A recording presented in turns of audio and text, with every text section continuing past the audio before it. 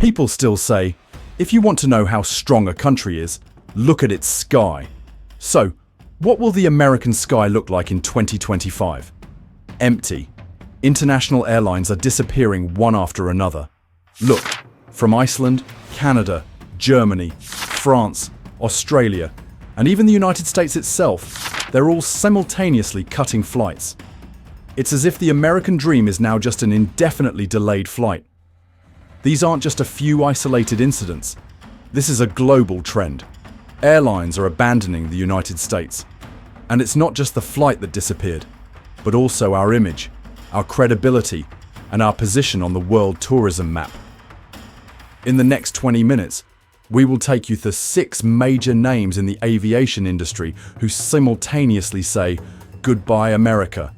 And perhaps this story isn't just about travel, but also about a bigger question.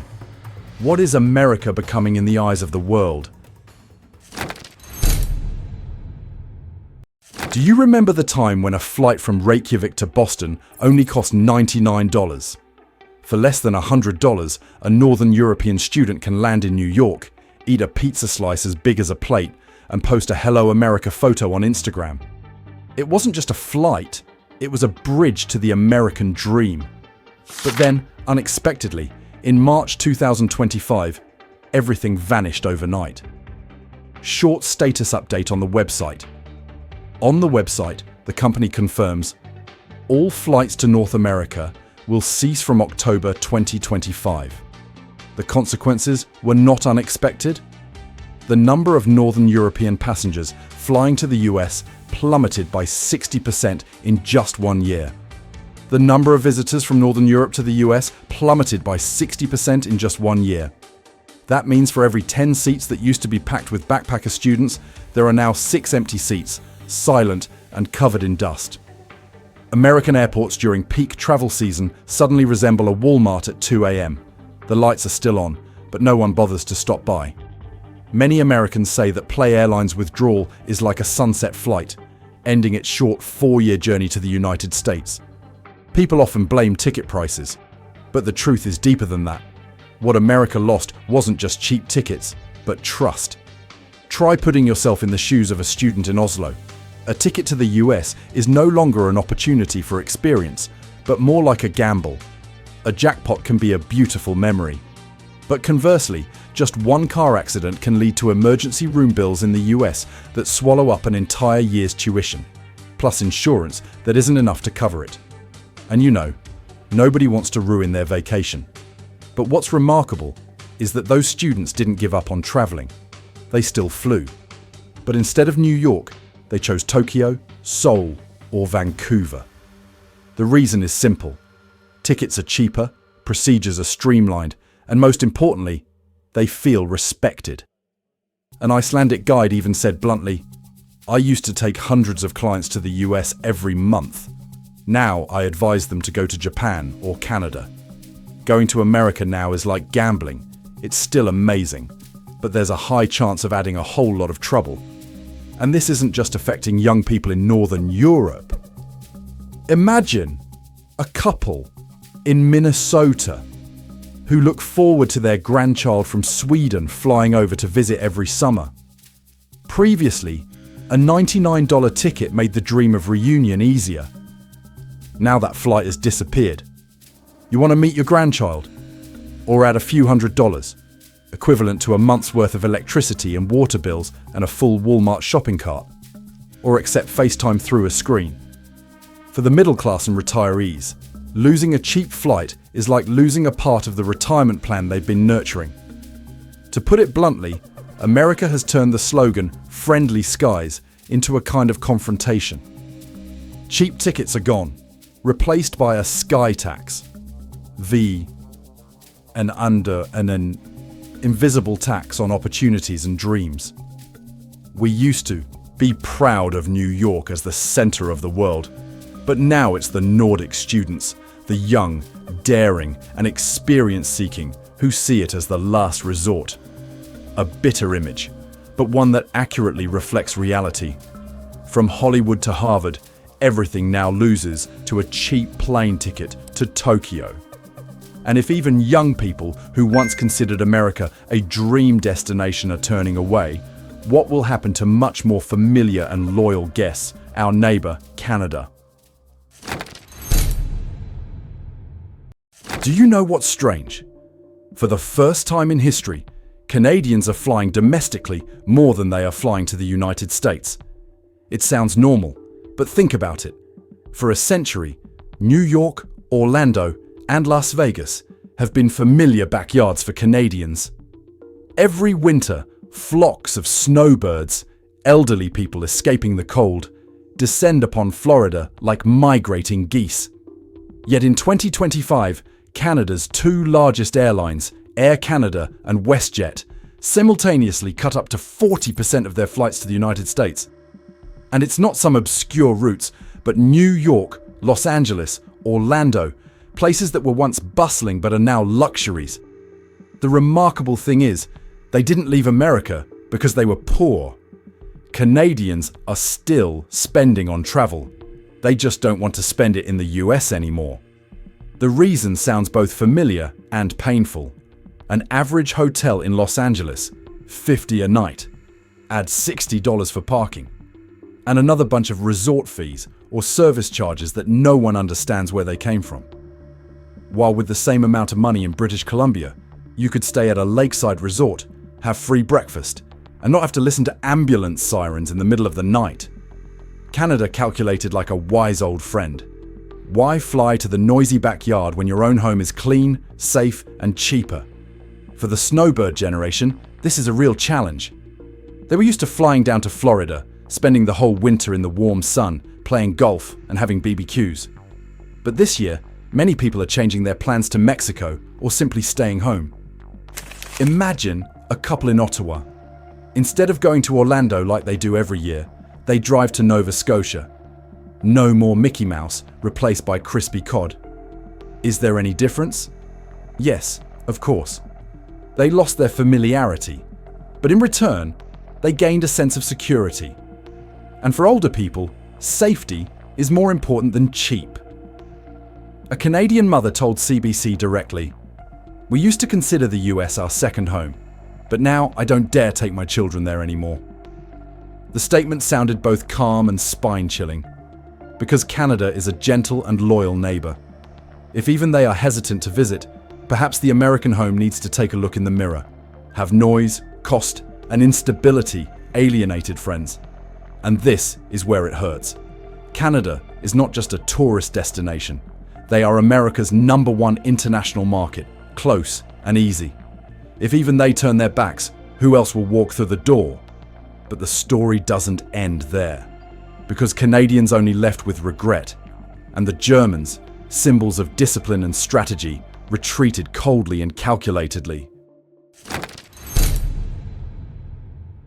Just imagine, for 40 years, every day a flight bearing Lufthansa's golden crane logo landed in Chicago or Miami.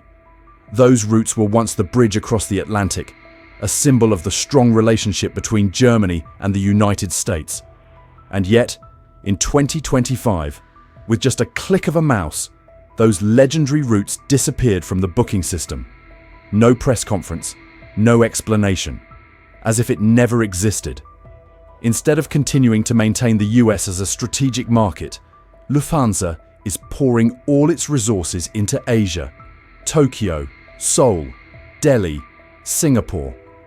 It's no coincidence that these flights are prioritized during peak hours, assigned to the most experienced crew, and operated using new Airbus A350 or Boeing 787 aircraft.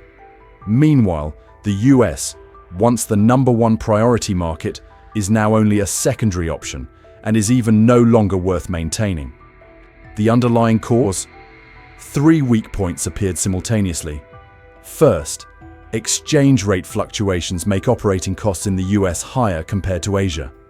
Second, airport fees in major US cities are increasingly inflated, making ticket prices uncompetitive.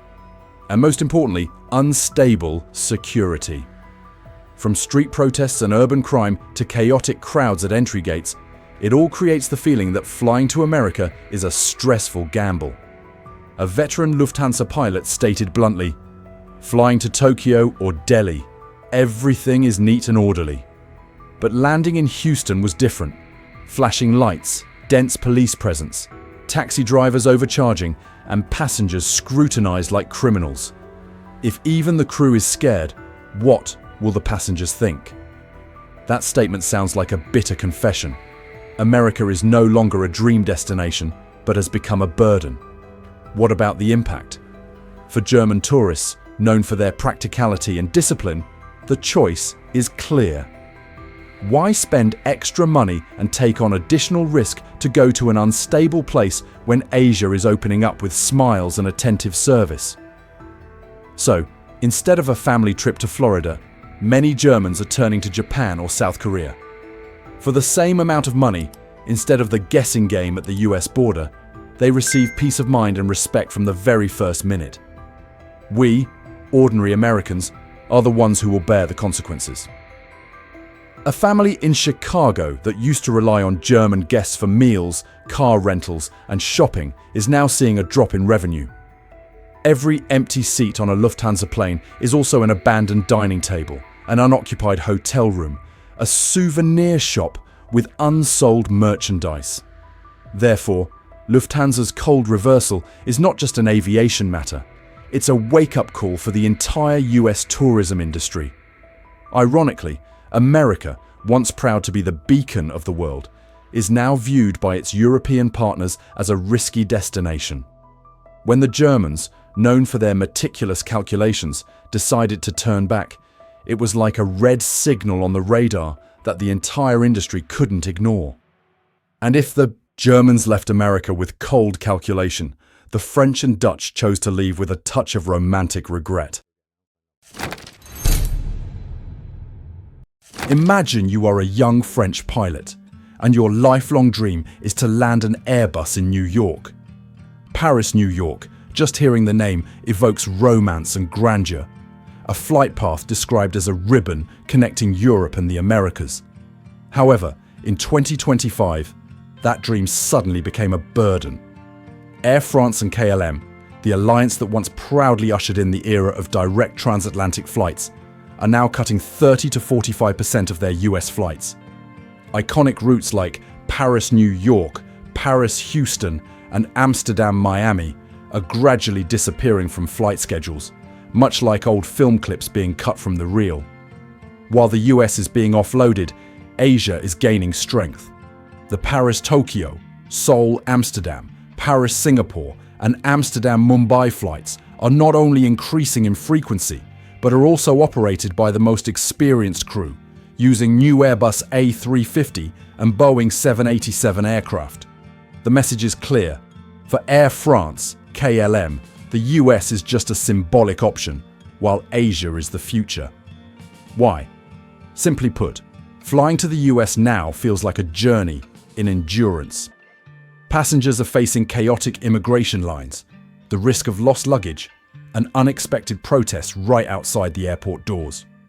A veteran captain frankly told the press, "Flying to New York used to be an honor, but now I breathe a sigh of relief when I'm assigned to Tokyo or Seoul." In Asia, everything is neat, respectful, and safe. And in the US, the moment you step off the plane, you feel the tension as if you're preparing for an emergency drill. Let's look at the numbers. The load factor on Air France KLM's US flights has dropped below 70%. In the aviation industry, that's a red alert, meaning the flight is no longer economically viable. Conversely, flights to Asia are always fully booked, even reaching 95% capacity. This disparity speaks louder than any advertisement. European travelers have chosen peace of mind in Asia over the gamble in America. The impact doesn't stop with the airline. For French and Dutch tourists, who have long loved America through film, jazz, and Broadway, this change felt like an emotional U-turn. A vacation to New York is no longer an American dream, but a test of endurance. Can you get through airport security? Will your luggage get lost? Is the city safe at night? Conversely, the trip to Tokyo is described as a complete vacation. Luxurious, peaceful, and even the flight itself was a relaxing experience. For us, ordinary Americans, this is yet another cut into our wallets. When French and Dutch tourists left, the hotels, shops, and restaurants that had relied on that stream of visitors became empty. Each empty seat on an Air France plane is not just lost revenue, but also a dinner at a small Manhattan restaurant that wasn't ordered, or a souvenir shop in Miami that couldn't sell a single Statue of Liberty t-shirt. Perhaps the US is the only country that turns a vacation into a survival training course. And when even Paris, the world's tourism capital, signaled that we should choose Asia over America, the global picture is clearly shifting. But if Europeans left with regret, Australians, known for their loyalty and attachment, chose to leave abruptly without looking back. This is perhaps the biggest surprise in the entire story. Not Europeans, not Canadians, but Americans themselves are leaving America. JetBlue, once praised as a friendly, innovative, and affordable airline with good service, has cut 15 airports from its map by 2025. Syracuse, Worcester, Kansas City, Fresno, names familiar to millions of Americans, suddenly disappeared from flight schedules. And a figure that makes everyone reflect. 38% of small airports in the US lost more than half of their flights in just 1 year. What does that mean? This means that dozens of small-town communities, which already had few opportunities, are now completely cut off from the world. For them, a flight is not just about travel, but an opportunity to see a specialist in another state, take their children to visit universities, or sign a small contract to keep a family business running. Now everything has become a luxury. The reasons are numerous. Fuel prices have increased by over 40% since 2022. There's a shortage of personnel from pilots to baggage handlers, and security is chaotic. But the result's only one. The American airline map shrinks, and at the same time, the American dream is also squeezed.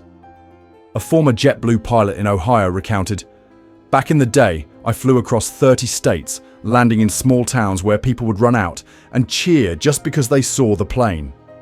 Now those trips are gone, and the silence is heavier than any engine noise." A retiree in Kansas City saved all year, eagerly anticipating a visit from their grandchildren on the East Coast. But with JetBlue pulling out, the remaining options are either to drive for dozens of hours or pay for a domestic ticket that costs as much as a month's worth of medication. When an airline leaves, it's not just empty seats that are left behind, but also people, memories, and connections. And here's the twist. After talking about Iceland, Canada, Germany, France, Australia, we finally realize the last person to turn their back on the American sky is the Americans themselves. The American dream didn't collapse in one explosion, but rather contracted, one flight at a time, one airport at a time. The remaining question is, will we, ordinary Americans, accept watching the sky gradually empty? Or will he find a way to reclaim the gates of heaven that have been closed? 6 stories, 6 cuts, and they all lead to one picture. America is losing the trust of its own friends, partners, and even its citizens. And perhaps that is the most concerning flight the United States is facing. So the question is, if this trend continues, what will happen to us, ordinary Americans? First of all, let's be a little realistic. If international airlines continue to withdraw, air tickets to the US will become more expensive and there will be fewer options. This not only affects European or Asian tourists, but directly impacts us. Do you want to pick up your grandchild from Germany to visit? The round-trip ticket price might soon be equal to the electricity bill for 6 months. Do you want to fly domestically for business? Be prepared to pay more than a cartload at Walmart. So, what should we do? First of all, don't treat the sky as something that's free forever. Let's start planning our trip like we plan our finances. Book earlier, use price comparison tools, and most importantly, always have a plan B. If New York is too expensive, a domestic trip to Denver or a trip to Mexico might be more affordable. Remember, travel insurance is not a joke. If Scandinavians are leaving the US because they're afraid of medical bills, then we, US citizens, need to think even further ahead. A cheap travel insurance package can save you from a lifetime of medical debt. This is something many people hate to hear, but trust me, insurance has a high CPM because it's truly valuable. And look at travel as part of your retirement plan. The snowbird generation used to consider Florida an annual destination. But now, with costs skyrocketing, we need to calculate, should we allocate a portion of our savings for travel, instead of just covering daily bills? Because happiness in old age isn't just about paying off the mortgage, but also about being able to visit your children and grandchildren without having to sell off your old pickup truck. Don't forget that technology can be a lifesaver. Many experts predict that if major airlines leave the US, a gap will open up for low-cost airline startups or Uber of the skies models. Open your eyes. Maybe in just a few years you'll see new services that are cheaper and more flexible. And don't forget, technology always finds a way to fill the gaps when the market is left open. Finally, ask yourself, are we willing to let the American sky become a museum of lost flights, or will we demand change? The answer lies in the hands of the entire aviation industry, but also in the wallets and choices of every citizen. And here's an interesting paradox. Sometimes the smartest way to travel isn't to fly really far, but to know how to choose the right destination that fits your budget and safety. The Nordic people chose Tokyo. Canadians choose Mexico. So, what will we Americans choose? So, we've just gone through the 6 airlines that left the US skies in 2025, from Iceland's Play Airlines, Air Canada and WestJet, Lufthansa, Air France KLM, Jetstar, to JetBlue itself in its home country. 6 slices, 6 different stories, but all reflecting a common picture. Faith in the American experience is fading. Once upon a time, America was the dream door for global travelers. Now, the airport gates are gradually closing. Not with a bang, not with a clear crisis, but with empty seats, flights quietly disappearing. But the real question isn't about the airlines. The question is, will we, ordinary Americans, accept living in an America where even our friends, neighbors, and citizens no longer want to fly? And I'd like to hear your opinion directly. Do you think America can regain the trust of global travelers? Or will this be a prolonged period of emptiness for the US airline industry? Please leave your thoughts in the comments section. I always read every comment, and your topic might be the next video. If you find this video helpful, don't forget to hit the like button, subscribe, and turn on notifications so you don't miss the latest analyses of the American economy, politics, and society, but told from a close, straightforward perspective. The video content is based on trade reports, public data, and official sources up to 2025. This is not political propaganda and is not intended to attack any individual or organization.